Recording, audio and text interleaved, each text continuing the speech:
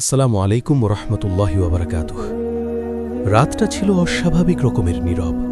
চাঁদ আকাশে থাকলেও আলো যেন মাটিতে ঠিকমতো পৌঁছাচ্ছিল না। গ্রামের কাঁচা রাস্তা, দুই পাশে ঝোপঝাড় আর দূরে দূরে কয়েকটা টিনের ঘর, সবকিছু মিলিয়ে একটা অজানা শঙ্কা ছড়িয়েছিল বাতাসে। এই গ্রামটার নাম সাবেরপুর। দিনে গ্রামটা যেমন চেনা, রাতে তেমন না। রাত হলে যেন গ্রামটা নিজের আসল রূপ দেখায়। কুকুরের ডাক, পাতার খসখস শব্দ আর দূরের মসজিদ থেকে ভেসে আসা এশার নামাজের শেষ দোয়ার আওয়াজ, সব মিলিয়ে পরিবেশটা ভারী হয়ে উঠেছিল। এই রাতেই বাড়ি ফিরছিল ইয়াকুব আলী। ইয়াকুব বয়সে খুব বেশি না, ৩৫-এর মতো। পেশায় একজন সাধারণ দিনমজুর। সকালে যে কাজ পায় সেটাই করে। কোনোদিন কাজ জোটে, কোনোদিন জোটে না।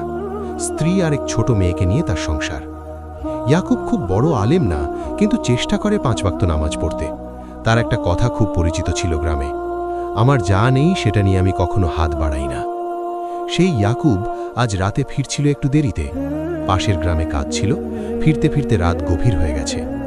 হাঁটতে হাঁটতে সে হঠাৎ থেমে গেল। রাস্তার পাশে একটা পুরনো বটগাছ। গাছটার নিচে কিছু একটা পড়ে আছে। প্রথমে সে ভেবেছিল কোনো কাপড়ের পুটলি, কিন্তু একটু কাছে যেতেই তার বুকের ভেতর ধক করে উঠল। ওটা একটা চামড়ার ব্যাগ, মাঝারি আকারের, পুরনো কিন্তু শক্ত। ব্যাগটা এমনভাবে পড়েছিল যেন কেউ ইচ্ছে করেই রেখে গেছে। ইয়াকুব চারদিকে তাকালো, কেউ নেই। রাস্তাটা প্রায় ফাঁকা, শুধু দূরে ঝিঝি পোকার শব্দ। ইয়াকুব ধীরে ধীরে ব্যাগটার কাছে গেল, হাত বাড়িয়ে ধরল। ব্যাগটা ভারী। তার মাথার ভেতর হাজারটা চিন্তা একসাথে ঢুকে পড়ল। এত রাতে এখানে ব্যাগ, কার ব্যাগ? ভেতরে কি আছে? এক মুহূর্তের জন্য তার মনে হলো খুলে দেখা যাক, কিন্তু ঠিক সেই মুহূর্তেই তার কানে ভেসে উঠল বাবার কথা। বাবা বলতেন, বাবা, অজানা জিনিস মানেই পরীক্ষা, আর পরীক্ষায় আল্লাহ দেখেন তুই কি করিস। ইয়াকুব ব্যাগটা খোলেনি। সে ব্যাগটা তুলে নিল, মনে মনে বলল, যার জিনিস তাকেই ফেরত দিতে হবে। কিন্তু প্রশ্ন একটাই, কিভাবে? ব্যাগটা নিয়ে সে বাড়ির দিকে হাঁটতে লাগল। প্রতিটা কদমে তার বুক ধড়ফড় করছিল। বাড়ি পৌঁছে দরজা খুলল তার স্ত্রী আয়েশা। আয়েশা তাকিয়ে বলল, আজ এত দেরি কেন? ইয়াকুব চুপচাপ ঘরে ঢুকে ব্যাগটা মেঝেতে রাখল। আয়েশার চোখ বড় হয়ে গেল। এটা কি? ইয়াকুব নিচু গলায় বলল, রাস্তায় পেয়েছি। আয়েশা থমকে গেল। ভেতরে কি আছে? ইয়াকুব মাথা নাড়ল, খুলি নেই। এই কথাটা শুনে আয়েশা একটু অবাক হলো। আজকের দিনে এমন মানুষ কমই আছে। আয়েশা বলল, খুলে দেখো না, কার জিনিস বুঝতে পারবে। ইয়াকুব একটু চুপ করে রইল, তারপর ধীরে বলল, আয়েশা, যদি ভেতরে টাকা থাকে? এই প্রশ্নটা ঘরের বাতাস ভারী করে দিল। আয়েশা কিছুক্ষণ চুপ করে থেকে বলল, আমাদের তো টাকার দরকার। এই কথাটা বলে সে নিজেই থেমে গেল। ঘরের এক কোণে ছোট্ট মেয়েটা ঘুমোচ্ছে। তার পড়ার খাতা ভাঙা চেয়ারের পাশে পড়ে আছে। সংসারের অভাব চোখে পড়ে। ইয়াকুব ব্যাগটার দিকে তাকালো। তার মনে হলো ব্যাগটা যেন তাকে ডাকছে। শেষ পর্যন্ত সে ব্যাগটা খুলল। ভেতরে যা ছিল তা দেখে ইয়াকুব স্তব্ধ হয়ে গেল। ব্যাগ ভর্তি টাকা, নোটের বান্ডিল, অনেক টাকা। ইয়াকুব জীবনে একসাথে এত টাকা কখনো দেখেনি। আয়েশার মুখ ফ্যাকাশে হয়ে গেল। ইয়াকুব, এত টাকা? ঘরে নীরবতা নেমে এলো। এই নীরবতার ভেতরেই শুরু হলো সবচেয়ে বড় যুদ্ধ, নফস আর ইমানের যুদ্ধ। ইয়াকুব ধীরে ব্যাগটা বন্ধ করে দিল, বলল, এই টাকা আমাদের না। আয়েশার চোখে পানি এসে গেল। কিন্তু আল্লাহই তো আমাদের সামনে দিলেন। ইয়াকুব মাথা নেড়ে বলল, আল্লাহ পরীক্ষা নেন, দেন না। সেই রাত ইয়াকুব ঘুমাতে পারল না। ব্যাগটা ঘরের কোণে রাখা, কিন্তু মনে হচ্ছে যেন সেটা তার বুকের উপর রাখা। সে নামাজে দাঁড়ালো। সেজদায় গিয়ে ফিসফিস করে বলল, হে আল্লাহ, আমি দুর্বল মানুষ, আমাকে ভুল পথে যাইতে দিও না। রাত বাড়তে থাকল, আর ঠিক তখনই ঘরের দরজায় একটা শব্দ হলো, ঠক ঠক। ইয়াকুব আর আয়েশা দুজনেই চমকে উঠল। এত রাতে কে? ইয়াকুব ধীরে দরজার কাছে এগোলো। বুকের ভেতর ধুকপুকানি। এমন রাতে দরজায় কেউ আসে না, এটা সে ভালো করেই জানে। আয়েশা ফিসফিস করে বলল, কে হতে পারে?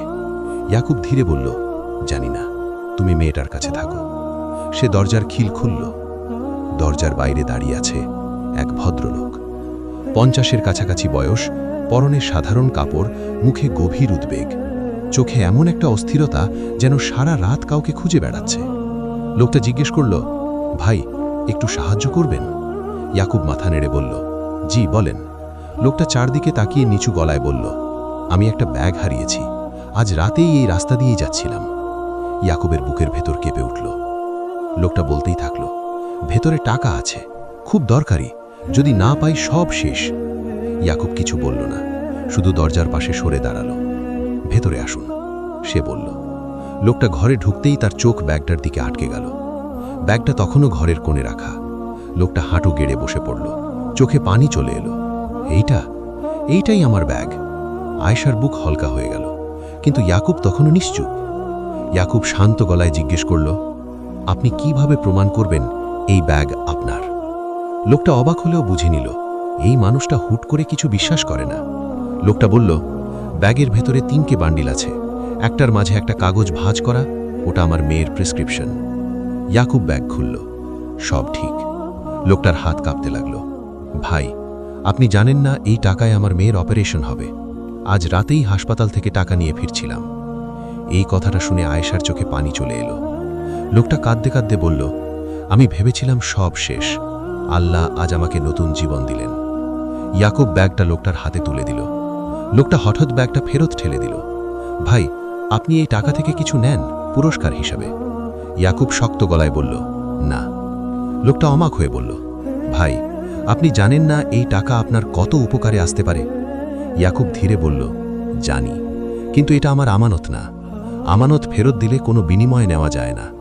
লোকটা থেমে গেল, তারপর হাত তুলে দোয়া করল, আল্লাহ আপনাকে এমন জায়গা থেকে রিজিক দিন যেখানে আপনি কল্পনাও করেননি। লোকটা চলে গেল। দরজা বন্ধ হতেই আয়েশা বসে পড়ল, চোখ ভেজা কিন্তু মুখে শান্তির ছাপ। সে বলল, আজ বুঝলাম সঠিক কাজ করলে বুক হালকা হয়। ইয়াকুব শুধু মাথা নেড়ে বলল, এই শান্তিই আসল রিজিক। পরের দিন গ্রামে খবর ছড়িয়ে পড়ল, ইয়াকুব আলী রাতে ব্যাগ পেয়েও ফেরত দিয়েছে। যারা আগে তাকে সাধারণ দিনমজুর বলতো, তারাই এখন সম্মানের চোখে তাকায়। কিছুদিন পর পাশের গ্রাম থেকে একজন লোক এলো, একটা কাজের প্রস্তাব। বলল, আপনার সততার কথা শুনেছি, আমার একটা দোকান আছে, বিশ্বাসযোগ্য মানুষ দরকার। ইয়াকুব কাজ পেল, সংসারে ধীরে ধীরে স্বস্তি এলো। কিন্তু সবচেয়ে বড় পাওয়া ছিল অন্য জায়গায়। এক রাতে ইয়াকুব নামাজ শেষে সেজদায় পড়ে রইল অনেকক্ষণ। তার মনে হচ্ছিল এইবার সত্যি আল্লাহ তার কথা শুনেছেন। সে ফিসফিস করে বলল, হে আল্লাহ, তুমি যা নিয়েছিলে তার চেয়ে অনেক বেশি ফিরিয়ে দিলে। রাতে পাওয়া সেই ব্যাগ শুধু টাকা ছিল না, ছিল একটি অজানা আমানত। যে আমানতে পরীক্ষা হয়েছিল একজন মানুষের ঈমান, তার নফস আর তার বিশ্বাস। আমানত রক্ষা করলে আল্লাহর রিজিক রক্ষা করেন। যে হারাম ছেড়ে দেয়, আল্লাহ তার জন্য হালাল সহজ করে দেন। আল্লাহ আমাদের সবাইকে আমানতদার বানান। আমিন।